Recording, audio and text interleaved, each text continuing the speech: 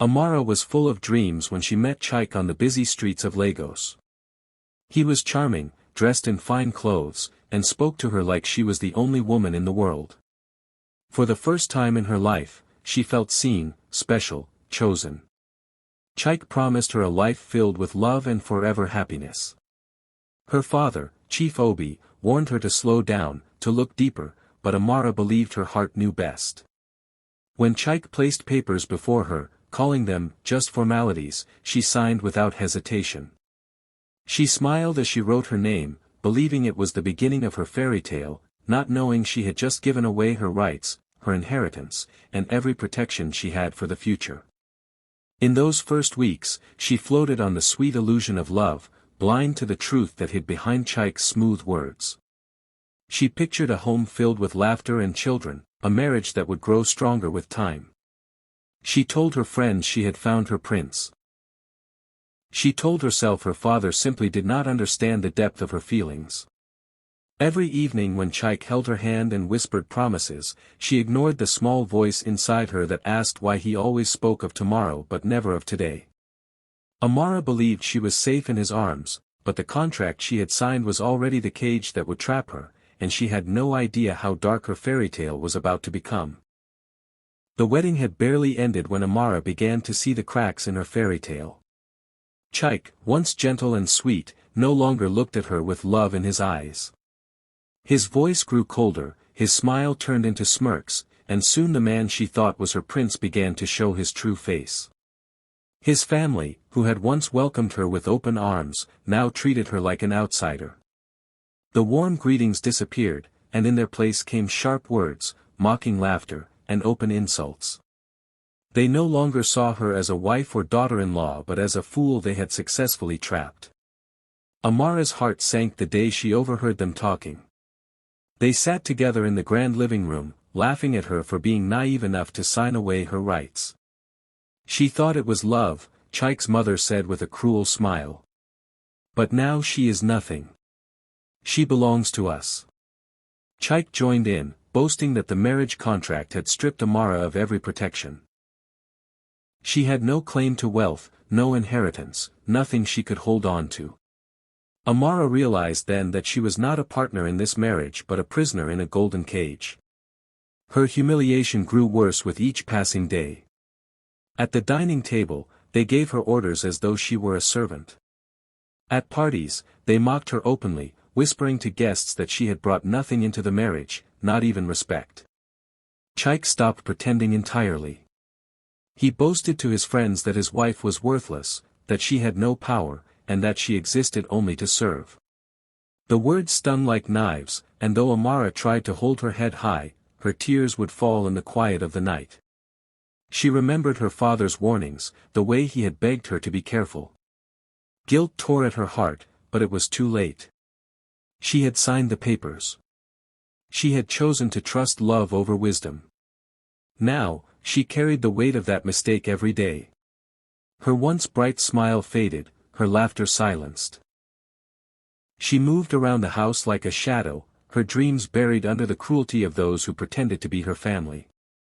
Still, deep inside, something in Amara refused to die.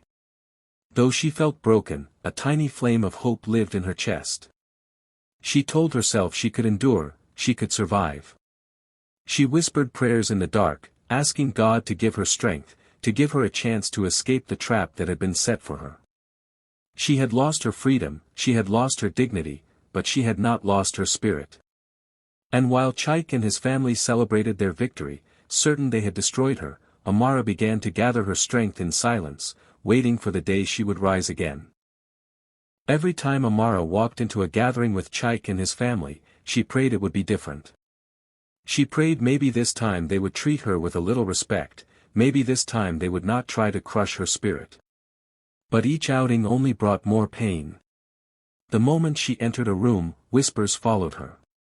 Guests stared at her with pity while her in-laws laughed openly, as though she were the family joke. They reminded everyone that Amara came from nothing, that she was lucky their son even looked at her. Each word cut into her, but she stood there with a forced smile, hiding the storm raging inside her. Chaik became her worst tormentor. At parties, he would hold a glass of wine, stand tall in front of his friends, and say with pride, "My wife brought nothing into this marriage. Not one thing. She is worthless without me." The crowd would laugh, his family would nod in agreement, and Amara would feel her chest tighten as though her heart was being crushed. She wanted to scream, to defend herself, but the shame froze her tongue. Tears burned in her eyes, but she refused to let them fall in public. She would return home and cry into her pillow, where no one could see her weakness. Life inside the house was no better. Her mother-in-law often handed her chores meant for servants. She would order Amara to clean, to serve guests, to cook meals, while reminding her that she was not a real wife but a burden. The daughters of the family mocked her clothes, her accent, even the way she walked. They said she did not deserve to sit at the same table as them. Amara felt invisible, stripped of her dignity, caged in a life that was supposed to be filled with love. Still, something inside her refused to completely die. She swallowed her humiliation, but deep down, a quiet strength began to form. Each insult became fuel for her hidden resolve. Each betrayal from Chaik reminded her that she had trusted the wrong man, but it also reminded her that she still had herself. Late at night, when everyone slept, Amara would sit by the window and whisper to the stars that one day she would be free. She told herself that tears were not weakness but cleansing. She told herself that silence was not surrender but patience.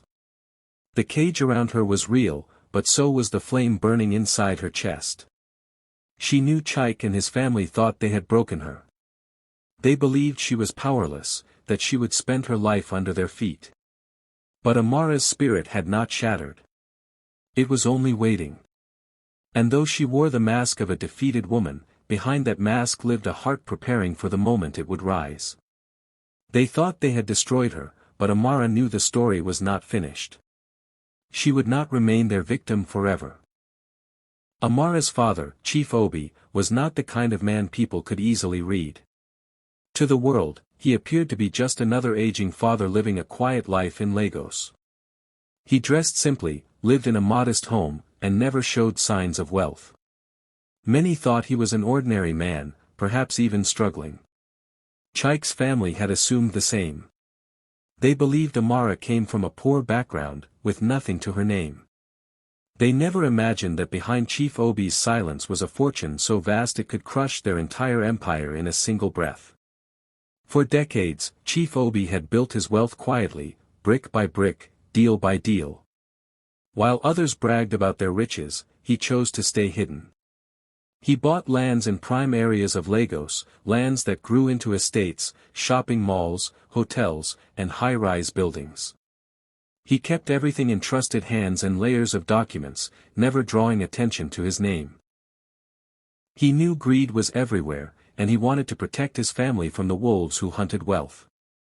So he lived humbly, never showing the true power he carried. When Amara married Chaik, Chief Obi had sensed something was wrong. He warned her, pleaded with her to slow down, but his daughter was blinded by love. After she signed the contract and walked into the trap, he stayed silent, though every insult she suffered burned his heart. He watched as his daughter was mocked, ridiculed, and treated like dirt. He heard of the parties where Chaik humiliated her. He saw the pain hidden in her smile. And though his protective heart wanted to storm in and save her, he held back. Chief Obi was a patient man. He knew that a storm must strike at the right moment to make the greatest impact. If he revealed himself too soon, the arrogant family would twist it, find a way to cling to his daughter's wealth. So he allowed them to laugh. He allowed them to mock his daughter. He allowed them to believe they had won. He bore the pain of watching Amara cry in silence, but he never stopped planning. Every night, Chief Obi looked at the mountain of documents stored safely in his office, land deeds, contracts, property titles, proof of his empire. He would sit quietly, whispering to himself that the day would come when the truth would rise. He imagined the faces of Chaik and his family when they discovered the woman they had called worthless was the daughter of the man who owned half of Lagos. That thought gave him strength. And so he waited, like a lion in the tall grass. He knew the time would come when his silence would break, when he would reveal the power he had kept hidden. Until then, he watched his daughter with love and sorrow, trusting that the moment he chose to act would not only free her but also bring her enemies to their knees. The dinner table was filled with noise, laughter, and the clinking of glasses, but for Amara it felt like she was sitting in the middle of a storm. Chaik's family had gathered once again, their voices sharp and their eyes fixed on her. In front of her lay another set of papers. They claimed it was a simple agreement, but Amara knew better. This time, the document was meant to strip her of the very last things she could still call her own. She could feel her hands trembling as Chaik's mother pushed the pen toward her and said coldly, "Sign it. Do as you're told." For so long, Amara had obeyed. She had swallowed her pride, endured their insults, and let them control her life. But on this night, something inside her refused to bend. Her heart pounded as her eyes filled with tears, but instead of reaching for the pen, she pushed the papers back across the table. "No," she whispered, her voice shaking but firm. The room went silent. Chaik's face twisted with anger, his family gasped, and the air grew heavy with shock. For the first time since her marriage began, Amara had said no. The silence stretched until another voice broke it. It was her father's. Chief Obi, who had sat quietly at the end of the table, lifted his head. His eyes were calm but filled with a fire no one had ever seen before. Slowly, he reached into his bag and pulled out a thick folder. Without a word, he slid it across the polished wood of the dining table, stopping it right in front of Chaik's father. "Before you force my daughter to sign anything else," he said quietly, "perhaps you should see this." The family exchanged confused glances. Chaik grabbed the folder and opened it. Inside were neatly arranged documents, stamped and signed, each one proof of ownership. Land deeds, property titles, business contracts, all carrying the name of Chief Obi. One by one, they flipped through the pages, their faces losing color as the truth sank in. The man they had dismissed as poor, the daughter they had mocked as worthless, were heirs to an empire greater than anything they had ever dreamed. The room was filled with heavy silence, broken only by the sound of papers being shuffled. Amara sat frozen, her heart racing, as her father finally revealed the secret he had guarded for years. "You thought you caged her," he said softly, his voice steady, "but you never understood who she is or where she comes from." Chaik's mother dropped the pen she had been pressing into Amara's hand. His father leaned back, stunned, his mouth slightly open. Chaik himself looked as though the ground beneath him had shifted. For the first time, Amara saw fear flicker in his proud eyes. She looked at her father, and in that moment, strength flowed back into her veins. She realized she was not alone, not powerless, not broken. The turning point had come, and the cage around her was beginning to shatter. The moment the folder landed on the table, the room changed. The laughter and arrogance that had filled the air only minutes before vanished into silence so thick that even the ticking clock on the wall seemed louder. Chaik's father was the first to open the folder, his proud fingers trembling as he pulled out the first document. His eyes moved across the page, and his face lost its color. He passed it quickly to Chaik's mother, who gasped so loudly that every head at the table turned toward her. Page after page, document after document, each one stamped and signed, carried proof of unimaginable wealth. Land deeds covering prime plots in Victoria Island, Ikoyi, and Lekki. Ownership papers for shopping complexes, hotels, and even towering high-rises that defined the Lagos skyline. The entire family leaned closer, flipping through the papers with growing disbelief. Chaik's brothers whispered in shock, their voices unsteady, as they realized the truth. The man they had thought of as a quiet, aging father was, in reality, one of the most powerful landowners in Lagos. And the woman they had mocked and treated like trash, the wife they called worthless, was the rightful heir to it all. Gasps filled the room as the magnitude of the revelation sank in. Chaik sat frozen, his glass of wine shaking in his hand until it spilled across the white tablecloth. His pride, his arrogance, his cruel laughter, all of it crumbled in an instant. He turned to Amara, his lips parted as though he wanted to speak, but no words came. For the first time, the man who had humiliated her stood powerless before her. Chief Obi's calm voice broke the silence. "You thought my daughter had nothing," he said, his eyes sharp and steady. "You thought you could take everything from her. But she has more than you could ever dream of, and from this day, she will stand above you." His words were not shouted, but they carried the weight of thunder. Amara felt her heart pounding as tears filled her eyes, not of sorrow but of release. She looked at the shocked faces around the table and saw their pride collapsing. The same mouths that had called her worthless were now speechless, choking on their own disbelief. She thought of every insult, every night she had cried, every humiliation she had swallowed. And now, here in this room, the truth had silenced them all. The tension was so heavy that no one dared to move. Chaik's mother slowly set the papers down, her hands shaking. His father rubbed his forehead, unable to meet Chief Obi's gaze. Chaik finally managed to whisper, "Amara. I didn't know." But the words sounded hollow, empty, useless. Amara sat taller than ever before, her silence more powerful than any response. For the first time, she no longer felt like the caged bird in their home.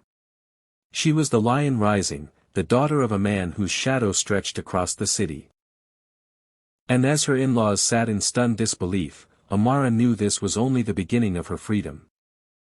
The room was still heavy with silence when Chief Obi cleared his throat and spoke again, this time louder, his voice carrying the weight of final judgment. He looked straight at Chaik and his family, his expression calm but unshakable. "From this day forward," he said slowly, "everything I own will be transferred into my daughter Amara's name. She will be the rightful owner of all my lands, estates, and businesses. No one else will have any claim to it." His words struck like lightning, and the shock on their faces was almost painful to watch. Chaik's father dropped back into his chair as though the strength had left his body. Chaik's mother pressed her hands together, whispering, "No, this cannot be." Chaik himself looked like a man drowning. He scrambled for words, trying to smile, trying to act as if all his cruelty had been nothing but a misunderstanding.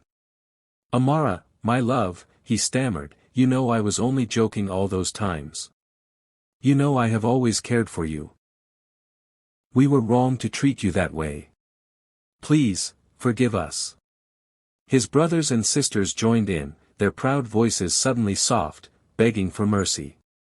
The same family that had mocked her worth now fought desperately to hold on to their pride. But Chief Obi was already 2 steps ahead of them. Without their knowledge, he had invited the press. And right at that moment, cameras and microphones began flooding the room. Reporters snapped pictures, recording every face, every plea, every desperate word. The flash of cameras lit up the dining hall, and the cruel family who once bragged about their power was now caught in the spotlight of shame. Their arrogance had been their mask, and it was being torn away for the whole city to see. The reporters quickly realized what was happening.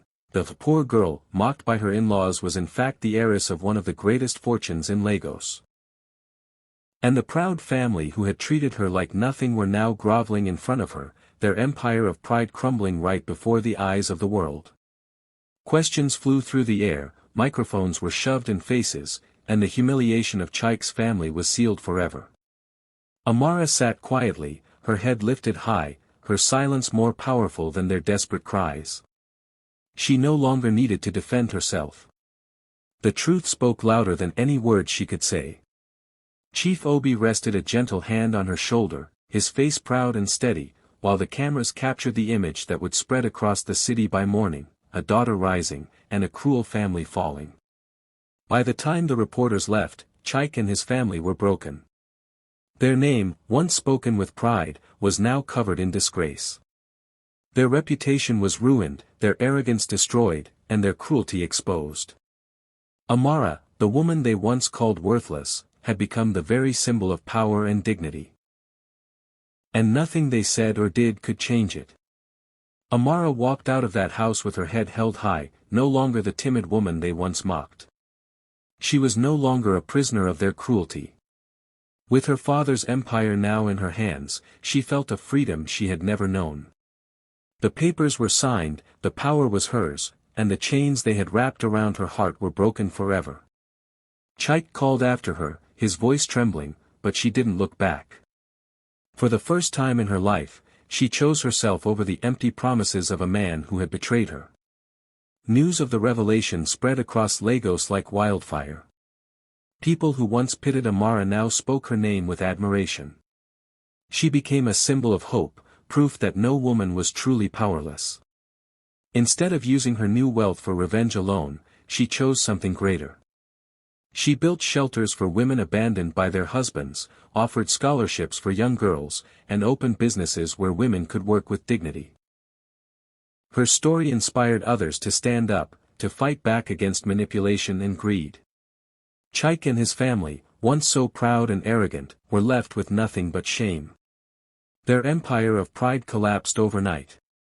No one respected them anymore, no one wanted to be associated with their name. The same city they once looked down upon now laughed at their downfall. They could not escape the humiliation, and everywhere they turned, Amara's face shone brighter as a symbol of strength. The girl they had called worthless had risen higher than they ever imagined. Amara's ultimate revenge was not just walking away but thriving so greatly that her very existence became a reminder of their downfall. She was free, powerful, and unstoppable.